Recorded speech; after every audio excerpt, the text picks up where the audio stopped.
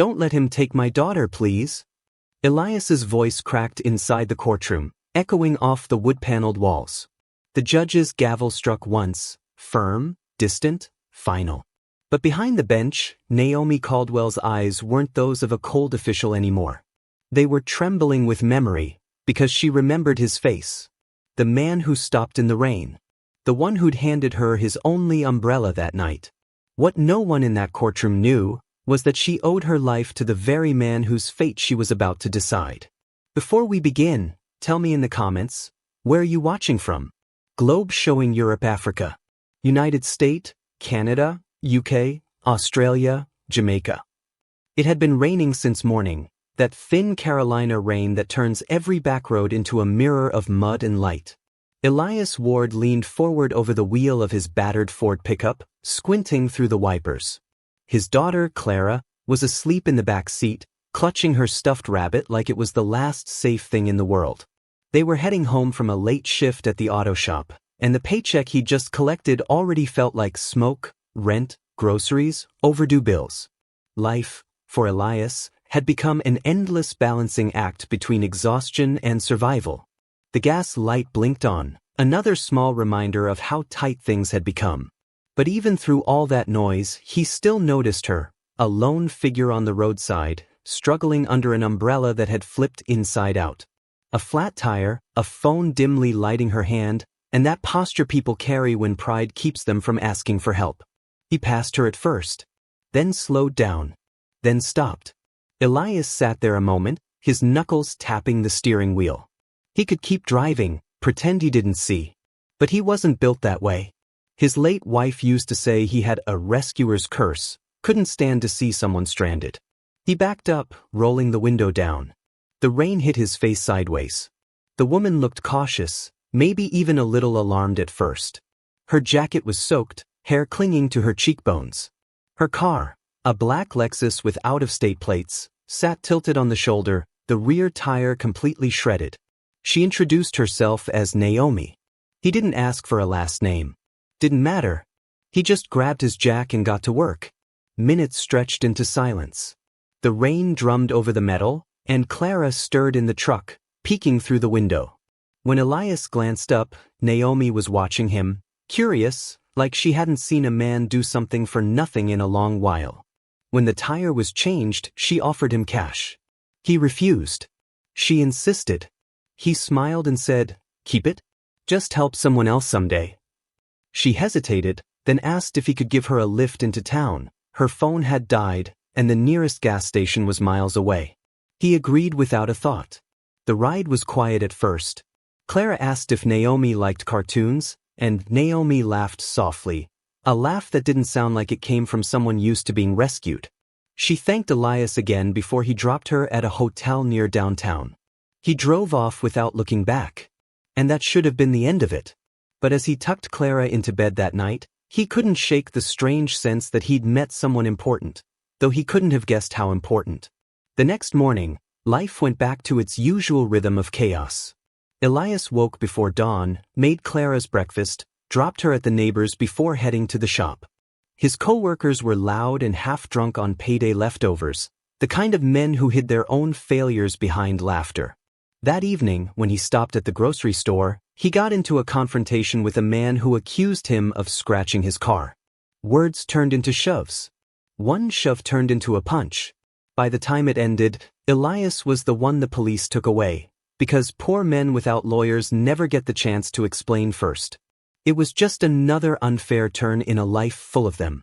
He spent a night in holding, then walked out the next morning with a court summons in hand. His heart sank when he saw what it was for, assault. If convicted, he could lose custody of Clara. He sat on the edge of his bed that night, watching his daughter draw little stars on scrap paper. Maybe some things, he thought, just aren't meant to go right.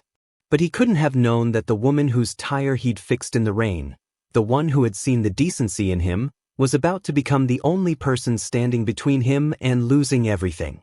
And this time, it wouldn't be about a flat tire. It would be about fate itself. You know, stories like this remind us how fragile kindness can be, how it costs nothing to stop and help someone, yet it might change everything. If you've ever believed that one good deed can come back when you least expect it, this story is for you. The courthouse in Raleigh stood like an old ghost of authority, gray stone, cold air, and a kind of silence that could make even the innocent feel guilty. Elias Ward walked through its doors clutching a worn envelope that held everything he owned in defense: his summons, a letter from his boss, and a trembling faith that maybe someone would listen. He'd been through 100 struggles in his life, but nothing prepared him for the idea of losing Clara. She was only 8, and already she'd seen more hardship than most adults. He had promised her that no matter how bad things got, he would always come back for her. Boys. He took a seat at the defendant's table, eyes on the floor, while the prosecutor painted him as an angry man, unstable, aggressive, a threat. Elias didn't fight back. He'd learned long ago that poor men shouting their innocence only sounded guilty. And then she walked in. Judge Naomi Caldwell. Same eyes. Same voice that thanked him under the pouring rain 2 weeks earlier. But this time, she wore the black robe of authority, and Elias realized, with a shiver that crawled up his spine, that the woman he helped by the roadside now held his future in her hands.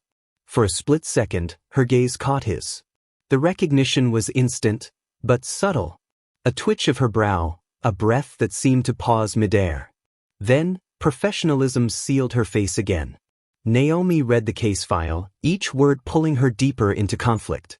Elias Ward, a single father, struggling mechanic, accused of assaulting a man outside a grocery store. No prior record. Hardworking. Caregiver. The same man who refused her money, the same man who'd handed her his umbrella. Inside, something shifted. She remembered his hands covered in grease, his voice calm under the rain, his refusal to take anything in return. She remembered thinking, he looked like a man who still believed in good, even when life never gave him much of it. The prosecutor pressed hard. They had witnesses, all partial, all convenient. Elias sat still, quiet, humble, as if the entire world had already decided who he was. When Naomi called for a recess, she couldn't breathe. She walked down the corridor, her heels clicking over the marble. Every step echoed louder in her conscience. She had sworn to uphold justice, but what if justice meant turning her back on the only person who'd shown her grace when she was helpless? Elias spent the break outside on the courthouse steps, holding a styrofoam cup of coffee that had gone cold. He wasn't thinking about himself. He was thinking about Clara, how he'd promised she'd never end up in foster care. He'd worked too hard for too long to lose everything over one mistake. But in a world like his, one mistake was all it ever took. When court resumed, Naomi listened differently this time. She watched how Elias answered, how he carried himself. Every small movement told a story that wasn't written in the file. The man on paper looked reckless. The man in front of her looked tired, but honest. That night, Naomi stayed in chambers long after everyone left. The rain started again, tapping at the tall windows like it had that night they met. She pulled the file toward her, staring at his name written across the top. She thought about the hypocrisy of life, how people like her, powerful and polished, were often rescued by those who had nothing. And now, fate was asking her what kind of person she'd be when it was her turn to give something back. The next morning, the decision would fall to her. A guilty verdict would destroy Elias's life. But helping him could destroy her career. Justice wasn't black and white anymore. It was soaked in rain and memory. And as she looked out over the city lights, Naomi realized she was about to make a choice that could change both their lives forever. When Naomi stepped into her courtroom the next day, the entire city of Raleigh was watching the trial, but only she knew the truth that could set him free. And just before she struck the gavel, a man entered the courtroom with a file in his hand, and that file could change everything. The next morning, the courtroom buzzed with unease. The man who entered during the last session, a nervous clerk named David, now sat in the back row holding a folder that looked too important for his trembling hands. Inside that folder was a piece of truth no one had wanted to find. Naomi noticed him right away. Something in her gut told her this trial wasn't going to unfold the way the city expected. She began reading the statements again, her voice steady, though her thoughts raced. The prosecutors smiled like the verdict was already signed. But as David approached the front with hesitant steps, Naomi raised her hand to pause proceedings. The courtroom went silent. The file he handed her contained security footage from the convenience store parking lot, evidence that had never made it into discovery. On that grainy screen, Elias Ward wasn't the aggressor. He was trying to stop a fight, pulling a drunk man away from another customer. The punch that started it all hadn't been his. Naomi watched in disbelief. Elias sat frozen, eyes wide, his whole life flickering across that small gray monitor. For a moment, time stopped. 24 hours ago, she'd questioned whether Justice had any heart left. Now she realized Justice had simply been waiting for someone brave enough to look closer. The prosecutor's arguments fell apart one by one. Witnesses contradicted themselves. Even the supposed victim admitted, under pressure, that he'd been drinking heavily and couldn't remember who hit whom. Naomi recessed the court again, not because she had to, but because she needed a breath to process what she was feeling. She remembered that night on the roadside. The way he'd fixed her flat tire without complaint, soaked to the bone, then smiled when she offered to repay him. She'd told him, "The world needs more people like you." Now she wondered if she had ever deserved his kindness. Back in her chambers, Naomi stared at her reflection. The black robe suddenly felt heavier than ever. It wasn't just cloth, it was power, responsibility, and the quiet burden of every decision she'd ever made. She whispered to herself that doing what's right shouldn't depend on who's watching. It should depend on who you are when no one else will know the difference. That night, she drafted her judgment with tears she'd never admit to anyone. Elias Ward, acquitted on all charges. But she didn't stop there. Naomi filed an internal complaint against the district attorney's office for withholding evidence, knowing it might cost her reputation. She wasn't doing it for him alone. She was doing it for every person who ever stood where he stood, poor, unseen, unheard. When Elias left the courthouse, he didn't know the details. He just knew he could finally breathe. He lifted his daughter in his arms, promising her a better life, unaware that the woman who saved him was the same one he had once saved without realizing it. Stories like this remind people that doing good rarely makes headlines, but it still changes lives. If you believe kindness still matters, if you've ever helped someone just because it was right, then this story is yours too. Maybe that's a reason to stay, to follow, to keep listening. Because sometimes the smallest act of empathy becomes the moment that saves everything. That evening, Naomi sat alone in her car before driving home. Her phone buzzed, an anonymous message from Elias. "I don't know what you did, but thank you." She smiled through a quiet tear. She never replied. But in that silence, both of them understood that goodness, once given, always finds its way back. For a few quiet weeks, Naomi thought it was over. Justice had been served, and Elias Ward could start his life again. But truth, she learned, doesn't rest quietly, especially when it exposes people who prefer the dark. Word spread fast through the legal circuit in North Carolina. A sitting judge had gone against the DA's office, submitting an ethics complaint that questioned their entire operation. The whispers in the courthouse halls weren't kind. Some called her brave. Others called her reckless. Meanwhile, Elias was trying to rebuild his life. He'd gone back to working odd repair jobs, taking care of his daughter Lila. Each day was still a struggle, but now there was something new in his spirit, dignity. A quiet knowing that the system hadn't completely forgotten him. Naomi's name came up again when she received an unexpected letter. It wasn't official correspondence, it was handwritten, shaky but heartfelt. Inside were a few crayon drawings from Lila, a stick figure of her father fixing a car, and beside him, a woman in a long robe with a bright yellow sun above her head. Naomi sat there in her office holding that piece of paper as if it were sacred. She didn't need a thank you card or recognition. That drawing was proof that she had done something good that mattered. But the piece didn't last. Her phone rang later that week. The Judicial Conduct Board wanted to review her complaint and her handling of the case. There were allegations that she had been personally involved with the defendant before the trial, a rumor planted by those who wanted to silence her. Naomi froze. She knew exactly how it would look. The truth, that she didn't even know Elias's name when she helped him on the roadside, wouldn't matter. Perception ruled the world more than facts ever did. As she left the courthouse that evening, the same reporters who had once praised her integrity now followed her with cameras, shouting questions. "Judge Moore, did you act out of personal bias?" She didn't answer. She just kept walking, her heels clicking against the wet pavement, the sound sharp enough to echo through the night. Inside her chest, fear and defiance wrestled for space. She thought of her late husband, who had once told her, "Doing right doesn't always keep you safe, Naomi, but it keeps you whole."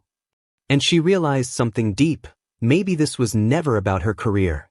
Maybe it was about protecting a system that was supposed to protect others. The following morning, Elias showed up at the courthouse, not as a defendant this time, but as a witness, to defend Naomi. He wasn't supposed to be there, but when he found out about the accusations, he couldn't stay silent. He told anyone who would listen how she had treated him fairly, how she'd never known him before that trial, how she'd risked her standing to do what was right. For the first time, Naomi's strength faltered. She had faced criminals, politicians, and lawyers without blinking. But when the man she had once saved stood up to save her, it broke something inside her, in the best possible way. The board hearing began quietly that afternoon.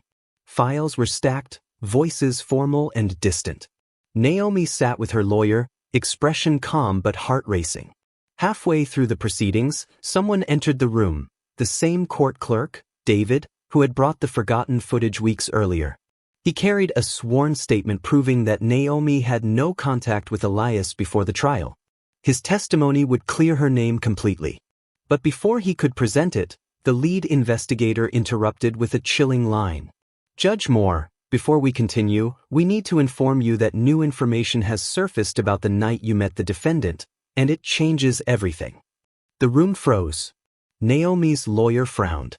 The air turned cold. No one knew what the new information was. But from the look on the investigator's face, it wasn't something small.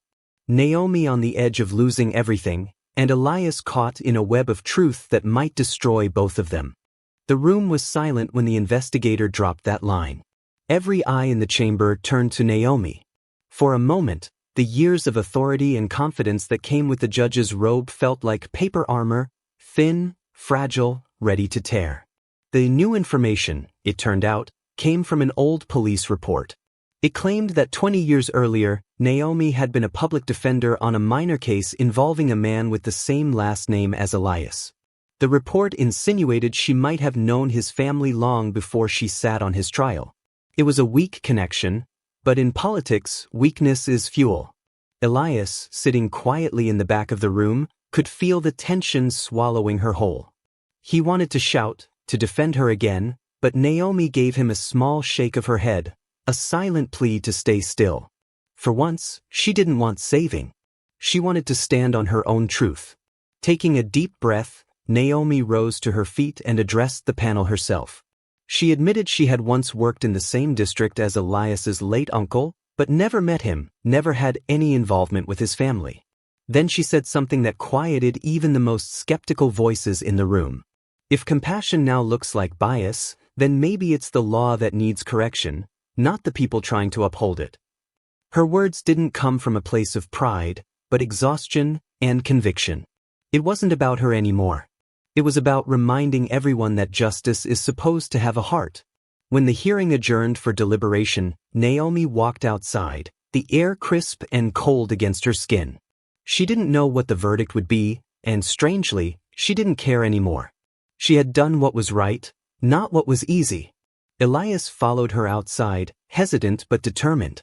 He told her that, no matter what happened, he was going to keep fighting, not just for himself, but for people like him who never got the same chance. He said that her courage had made him believe again. In people, in fairness, in the idea that even broken systems could be mended one person at a time. Naomi didn't reply immediately. She just looked at him, her expression softening as the tension in her chest finally released. The next morning, the board released their decision. The rumors were unfounded. Her integrity remained intact.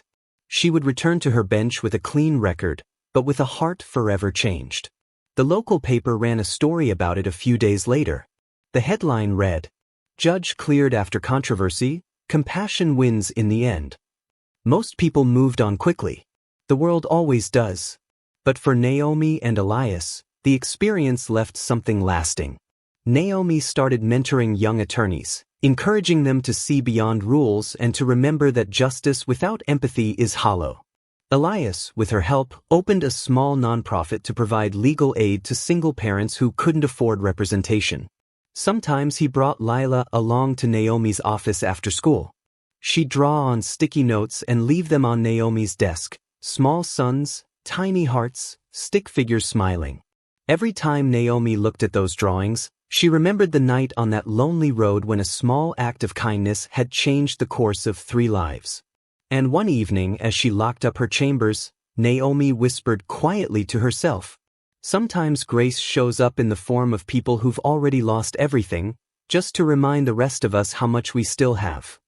As the story fades, the narrator's tone softens, calm, reflective. Some people cross our path for only a moment, yet they rewrite our entire story. If you believe kindness still matters, if you believe that doing good, even when no one's watching, can still change lives, then this story was meant for you. Take a moment to subscribe, not for me but for stories like this. Because somewhere out there, someone needs a reminder that compassion still wins.